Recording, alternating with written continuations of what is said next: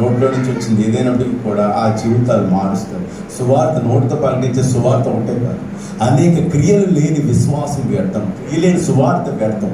చాలా మంది క్రియలు లేని విశ్వాసాన్ని పలికిస్తారు, క్రియలు లేని విశ్వాసం. హనోకు మనకి ఏం నేర్పిస్తున్నాడు అంటే మనం దేవునితో నడవగలమని. ఆదాము అవ్వ ద్వారా ఏం నేర్చుకోకూడదంటే ఎవరో ఒక మాటిని దేవుడి యొక్క మహిమను పోగొట్టుకోకూడదు అనేది ఆదాము అవ్వ మనకు నేర్పించారు. హల్లెలూయా. ఎవరో ఒక అపరిచితుడు వచ్చి నీ చెవులు కొరికితే చెవులు వాడికి చెవు కాటు వేయించుకోవద్దు అని చెప్తున్నాడు. కానీ తర్వాత హనోకు ఏం నేర్పాడంటే అయినప్పుడు కూడా పాపం చేసినప్పటికీ కూడా తల్లిదండ్రులు దేవుడిని పట్టుకోవచ్చు, దేవుడు క్షమిస్తాడు, దేవుడు ప్రేమిస్తాడు, దేవుడితో నడవచ్చు, దేవుడి ఇంట్లోకి వెళ్ళిపోవచ్చు, చచ్చిపోకుండా చనిపోకుండా నేర్పించుతాను.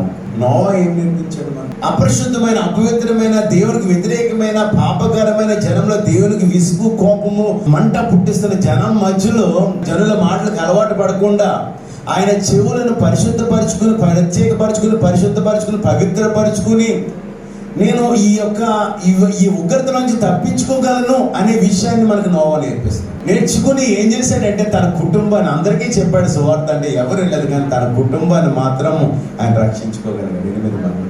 మనం మోడర్న్గా తయారవ్వచ్చు, మోడర్న్ కంట్రీలో ఉన్నాం, మోడర్న్ దేశంలో ఉన్నాం. పాశ్చాత్యం వెళ్ళిపోతుంది, మన భారతదేశం ముందుకు వెళ్ళిపోతూ ఉంది, రకరకాలుగా అన్నీ ఉన్నాయి. వెళ్ళిపోయే దేశంలో ఉన్నా, ఓకే గుడ్. కానీ నీ యొక్క ఆత్మను మాత్రం ఆర్పుకోవద్దు. హల్లెలూయా. జనాలు చెప్తారు, అనేక రకాలు చెప్తారు. నీకు కావాలంటే ఏదైనా ఇస్తాడు దేవుడు. స్వస్థత ఇస్తాడు, మరణం నుంచి విడిపిస్తాడు, ధనం ఇస్తాడు, ఐశ్వర్యం ఇస్తాడు, అన్ని ఇస్తాడు. దేవుడు యొక్క ఐశ్వర్యం చెప్పున క్రీస్తు మహిమలో నీ ప్రతి ఒక్క అవసరం తీర్చుకోడు. ప్రతి అవసరం. యేసయ్య వచ్చినప్పుడు గుడ్డి భర్తలమే కన్నులు ఇచ్చాడు, కుష్ఠవ్యాధి కలిగిన వాడు స్కిన్ ఇచ్చాడండి. హల్లెలూయా. New skin. ఈ రోజుకి ఇప్పటికే అంత స్కిన్ ఎవరైనా కొత్త స్కిన్ ఇవ్వగలరా? స్కిన్ ఇచ్చాడు. మన స్కిన్ మనకి ఇస్తారు కానీ న్యూ స్కిన్ ఇచ్చాడు. నడు వంగిపోయిన స్త్రీకి వెన్నుముకనిచ్చాడు. నాయని విధవరాలి యొక్క అన్నిరాలి యొక్క కుమారుడి గురించి ఏడిస్తే జీవాన్ని ఇచ్చాడు. 4 రోజులు కుళ్ళిపోయిన బాడీని లాజర్ని రా బయటికి రా అంటే పేద వస్త్రాలతో వస్తాడు బయటికి. హల్లెలూయా. ఆయన దగ్గర సాధ్యమైన ఎందుకు అంటే నువ్వు ఎవరి మీద ఆధారపడకూడదు. వాక్యము విన్నాక నువ్వు ఎవరి మీద ఆధారపడకూడదు. ఈ వాక్యము నీ లోపల తీసుకున్నాక నువ్వు ఏం చేయాలంటే ఈ వాక్యం దాచుకోవాలి. గర్భము ధరించిన స్త్రీ ఏ విధంగా అయితే గర్భాన్ని దాచుకొని ఒక బిడ్డ బయటకు వచ్చే వరకు ఎంత బాగా కాపాడుకుంటుందో వాక్యాన్ని హృదయంలో అట్లా దాచుకోవాలి. అప్పుడు ఫలిస్తావు, అభివృద్ధి పొందుతావు, విస్తరిస్తావు, భూమిని నిండిస్తావు, భూమిని వెళ్తావు. ఎంత మంది మనల్ని పాడగొట్టడానికి ట్రై చేసినా సరే హల్లెలూయా. శ్రమలు వస్తే, కష్టాలు వస్తే నేనేం చేయలేవు. ఎన్ని వేడొచ్చినా ఈ మంటుచున్న వేడి మీద అగ్నిగుండం నుంచి పడేసినా సరే విడిపించడానికి దేవుడు అని యెహోవా సమర్థుడు.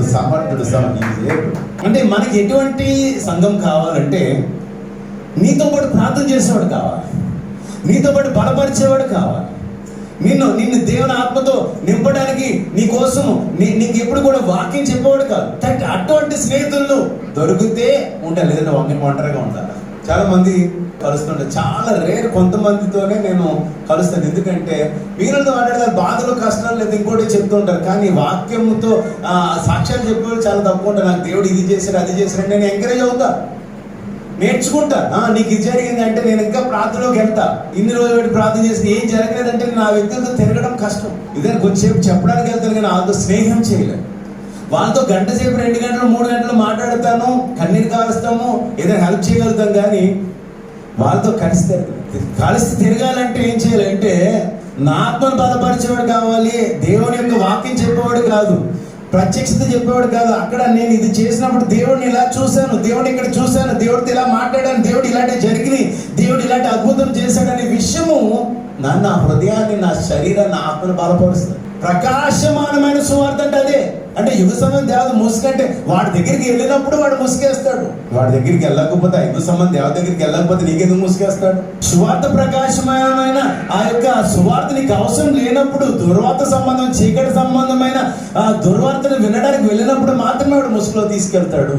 వాడు వచ్చి నేను ముసుకేయలేడు. ఇక్కడ మనం కోరుకున్నప్పుడు జరుగుతుంది.